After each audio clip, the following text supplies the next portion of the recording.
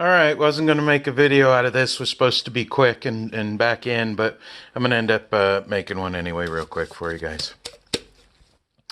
This one was in the Suburban right there, and it was a good motor. So the oil pan gasket was leaking, and I got bored. So I pulled the motor to detail the engine bay and stuff and repaint the motor, and found a couple of things while it was apart. So I went ahead and went a little bit further. It's hard to draw the line though. I was hearing this weird noise inside the motor, and it was because this had a dent on it, the timing chain cover. It's kind of hard to see, but it was hitting on the timing chain, so it was making a little bit of a noise. So I wanted to track down to see what that was, and it was still pretty good. You can see on the timing chain there where it was rubbing. So I'm glad I replaced it, plus the timing chain was a little bit loose. Timing chain was, $18 or something like that. Then the timing chain cover, I figured by the time I knocked that out, sanded it down, cleaned it up, replaced the gasket, and cleaned up all the bolts, that was $19 and came with nice brand new 12-point sockets on it. So sometimes you got to think, is it worth $20 to save your, plus the seal? That already came with a pre-installed seal in it. So for $20, you can't lose. You can't fix that for $20. Okay, well, actually it is going to cost me a few more dollars because I still have to buy a timing tab. I thought I had one here, and I don't. So I'll have to get that one figured out. I think I had to measure the balancer was the thing I needed to do, because the ones that I have are, I got this one, but it only shows 1 point. And then I got one other one right here, but I looked at it and I bought this for my other Blazer that says Big Block right there, BBC, Big Block Chevy. So I thought I had another one hanging up here somewhere, and I probably do, I just don't see it. So anyway, wish I had a tripod so I could show you guys what I'm going to do. But for now, I bought brand new head bolts. These are $25 a piece, and they're per set, per side. So what you got to do is definitely, when you're looking for parts, make sure you know it comes with both sides. So what we're going to do is I'm going to take all these bolts and I'm going to set them in place. Now these bolts are all the same, and then this one and this one is a little bit shorter than the rest going here. So what I'm going to do is pull up the torquing diagram, because you got to torque it in place. But I went through, cleaned all this, cleaned all the surfaces, cleaned everything really good. This one I still got to do just a little bit more. That one I threw on last minute. And but I cleaned it all up real good, and then the oil pan gasket was leaking, so I bought that new. And then the drain plug bolt, I don't know where it went, but it was gross and nasty and hard to get out. I actually had to use vice grips. So I said, while it's out, make sure I can get it out again the last time, and go ahead and here it is. This was all boogered up, so I'm going to get a new one of these. You can't get a socket on there anymore. And I'd hate like heck to put that in there and then not be able to get it out. Have to pull the oil pan because it broke. But also I got to remember to put the oil pump rod back in, because when I had the motor tipped over, it came out. But there's really nothing wrong with the old bolts. I placed a survey on online and on Facebook, because I use a lot of Facebook. And half the people said replace them, half of them don't. So usually at a 50-50, I said for $50, it's worth doing. That, and they're Felpro. I kind of don't like to go with Chinese brand. Well, I'm sure they're Chinese, but Felpro is a fairly name brand. So I said, it's down this far, why not spend $50 more and do it the right way? And then I got the oil pan gasket And also look at this, okay? This is another thing I want to show you guys how to do. Wow, look at that one. Look at the gap. Holy cow. Somebody, that's why this leaked right there.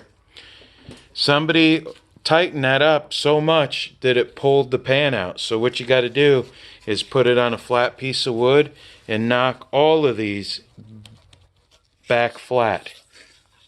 Because what happens is, with that torqued up like that, that means that this touched, so that means right next to it, right here, the gasket was not even touching both surfaces. So when you got this stuff apart, really inspect it good. Even that little hump will make a difference. See that little hump right there? Take and put a block of wood behind this and tap that flat. This all has to be flat, but I guarantee you that right there is why this oil pan was leaking, because that was touching and didn't allow the even pressure that this needs to seal. I still got to clean this up. It's got silicone on it, but I'm going to show you guys how I torque these down. So I'll get back to proper unboxing here, but I didn't know, but these are separated. The two that go on the ends, the short ones, and the long ones, they're separated. This might have the, let me throw it on the ground and go from there, head bolts. Okay. If you have a sealant pre-applied to the threads inside a bolt, simply install the bolts. Okay. Alright, stuck all these in here, just holding them in place. Forgot I got the spark plug hole still stuff in here. Okay, so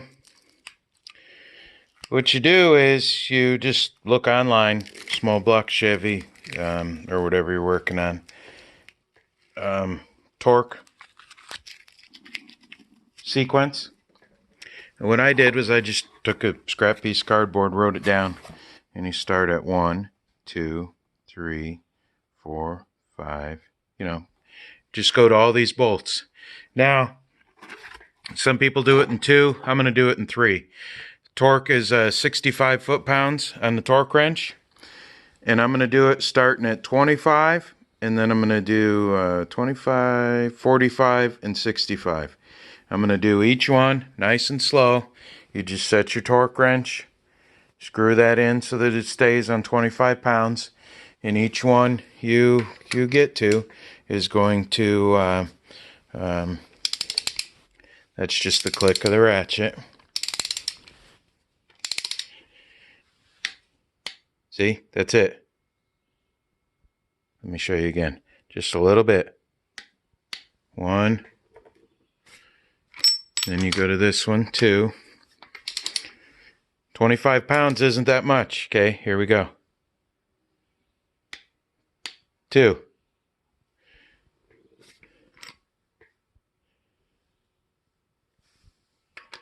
3 is this one.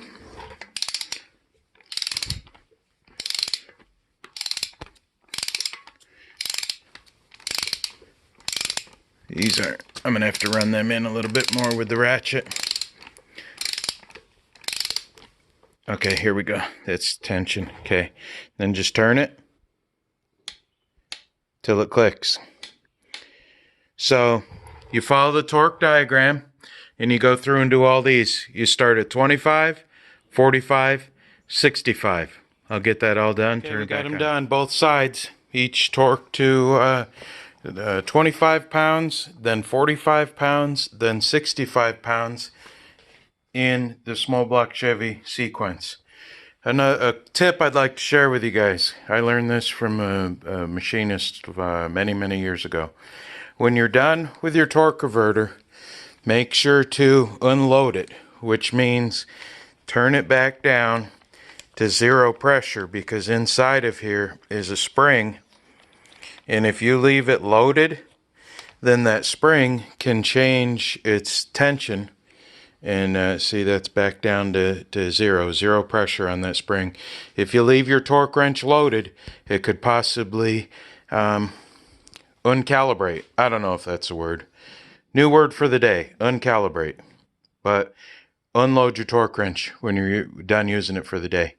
Okay, now I'm going to go through, flip the motor over, and double check that everything was cleaned out real good, and put the oil pan gasket on. Bottom side of the motor turned over here. We got to make sure that all these little spots where more than one surface come together, we got to make sure they're nice and flat and really clean. So I got to go through there with a real good clean brush. One thing I did notice that a couple days ago when I put the timing chain cover on, you know, I put that extra bunch of goop in there. Well, now it's hard. So make sure that you clean that out. If it's not the same day that you do this, make sure you clean that out really good and apply new silicone. Make sure you put a little bit extra in all those corners. Anywhere that has a different surface, like block, timing chain tab, make sure you put another, you know, a different, make sure it's nice and clean, make sure it's level. I went back through and hammered all these down nice and flat. All these are nice and flat now. All nice and flat. Make sure the lip's not turned up too much, because when you torque this back down, you want that whole surface to be equal. So what I think happened maybe was the guy did it in the vehicle and put this up and torqued it before all these other ones. So that's why it's important. Try to go in 3 passes. Start, you know, here, here, here, here, here, here, you know, and do the same thing on the other side. Keep going one further out. You don't want to go in a line each way, because that'll bunch up the gasket over there. So, I mean, you could even start, it might be better to do corner, corner, corner, corner, and then a little bit of the middle, and just keep snugging it each up just a little bit more every time.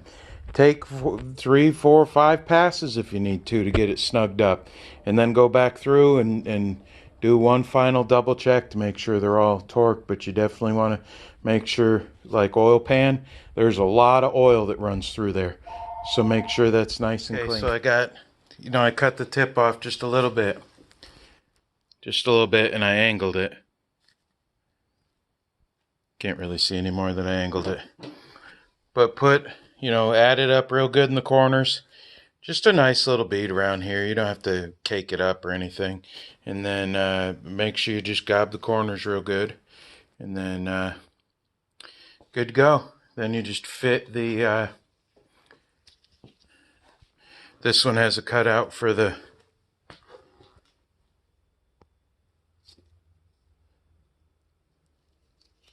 oil pan, the dipstick tube. So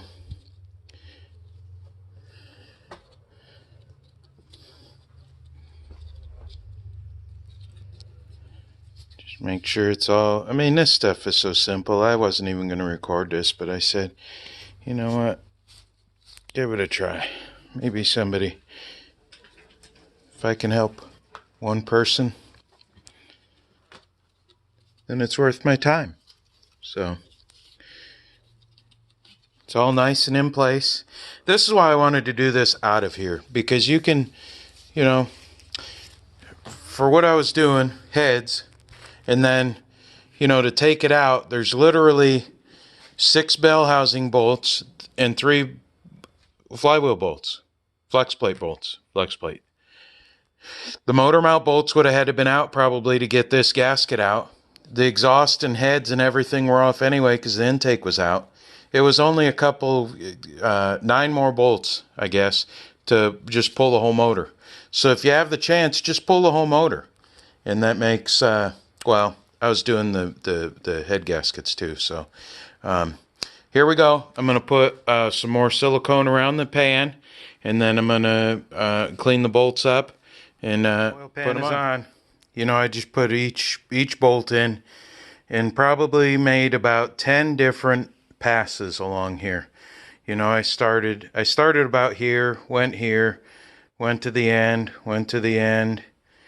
got them all just in contact. Then did the same thing on the other side and just slowly started pulling more and more pressure from each spot. Here, here, here, here, here, there, and just keep going, and then go back, boom, boom, boom, you know, and keep going, then go to the other side. It doesn't matter, exact sequence, I don't care, as long as you're only putting constant pressure little by little. If you put tie that one down, tie that one down, tie that one down, then you're just going to bend it, warp it, and everything. You need to put even pressure. If it takes 10, 15 times, do a little bit of a turn. And one thing I like to do when I'm working on these is I try to put the ratchet right here. This is all I use of the ratchet. The whole rest of the ratchet is no good. You don't even need it. I actually got a stubby that's good for stuff like this, because you can't, you don't want to over tighten it. You don't want to over torque it. It's going to warp everything. This little guy right here, this is just a PM brand. Just nothing. This little stubby right here is good. I like buying a lot of different tools. A lot of my tools in this toolbox, they aren't all, you know, that's power built. That's AutoZone or Advanced Auto, whatever it was. Not all of my stuff is, and if I find one socket of one brand that works best, like my 9/16, it's a 6-sided socket, you know. Tools don't have to be expensive. I mean, this one can be just a little cheapy because you're not putting any torque at all on it. And as long as it works forward and reverse, this little guy right here is really good for oil pans. Then you can do this too. You know, you can put it up like that, spin it like that, get them on there real quick. Ooh, kind of like speed wrench. And then just, this is really good oil pan bolt right there, because you can't tighten it too much. So, okay. Crank bolts are very picky. I made the mistake of not putting the end on this.